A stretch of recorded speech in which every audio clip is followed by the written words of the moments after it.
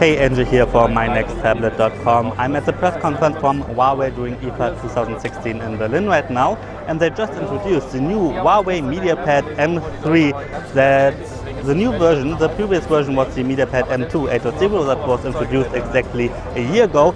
And compared to the previous generation, there are a lot of improvements. Let's start with the build quality.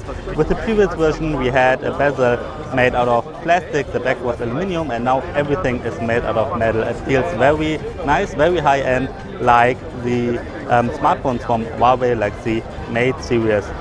So very nice build quality. We just have a little bit of plastic on the top here with the antennas like Wi-Fi, LTE, and so on, and a camera on the back as well. Let's go further around the device. We have a front camera over here, then an 8.4-inch display that has a very high resolution with 25,060 by 1600. So it's a very high resolution, the highest resolution in an Android tablet from Huawei. All the previous versions had a full HD display only. So 8.4 inches. On the bottom here there's a fingerprint reader that works similar to the fingerprint reader of the smartphone from Huawei or from the Huawei MateBook. And there are actually some gestures that you can use. For example, if you just press on it very shortly, that's the back button.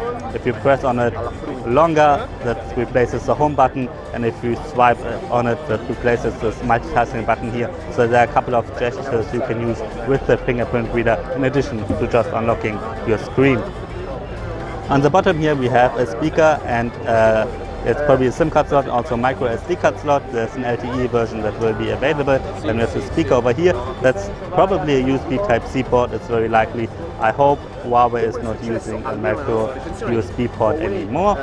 On this side we have a power button, a volume rocker, another speaker, a headset port, nothing on this side, and on the back we saw it already, a camera, and of course the logo from Huawei and this nice metal case.